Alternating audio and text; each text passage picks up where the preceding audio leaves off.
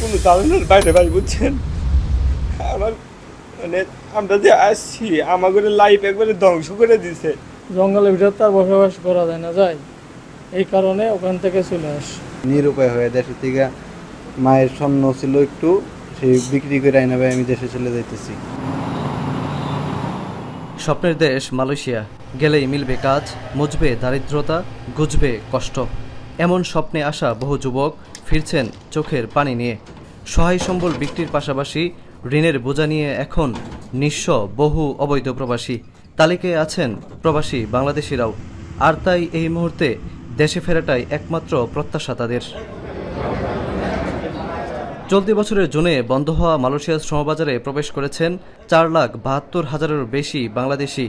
দেশটির পক্ষ থেকে শূন্য অভিবাসন ব্যয়ের কথা বলা হলেও বাংলাদেশের প্রবাসী কল্যাণ ও বৈদেশিক কর্মসংস্থান মন্ত্রণালয় থেকে নির্ধারিত ব্যয় প্রায় 79,000 টাকা, যা নানা হাত বদলে জনপ্রতি পৌঁছায় 3.5 থেকে শুরু করে প্রায় 6 লাখ টাকা পর্যন্ত। অভিযোগ রয়েছে হাত বদলের একটি বড় অংশ যায় সিন্ডিকেটের 100টি রিক্রুটিং এজেন্সির পকেটে।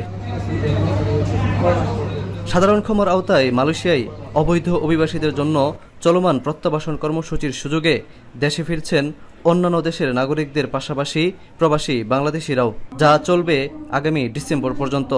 এ দলে আছেন নতুন করে আসা বহু প্রবাসীও।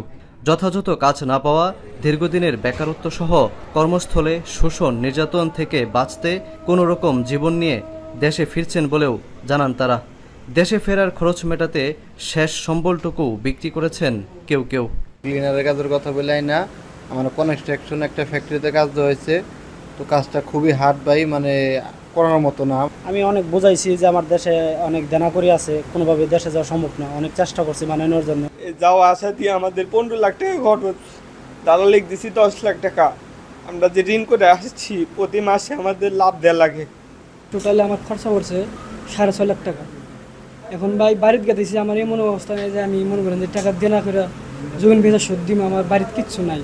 দেশটিতে অবস্থানরত প্রবাসীরা বলছেন, বিপুল অর্থ ব্যয় করেও প্রতারণার শিকার হওয়ার অন্যতম কারণ সিন্ডিকেট বাণিজ্য ও সরকারের উদাসীনতা।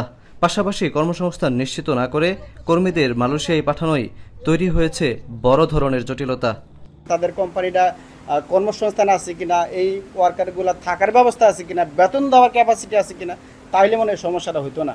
শুধুমাত্র খাওয়ার চিন্তা করে লোকগুলা পাঠাইছে, এক একটা ফ্যামিলি একদম ধ্বংস হয়ে গেছে।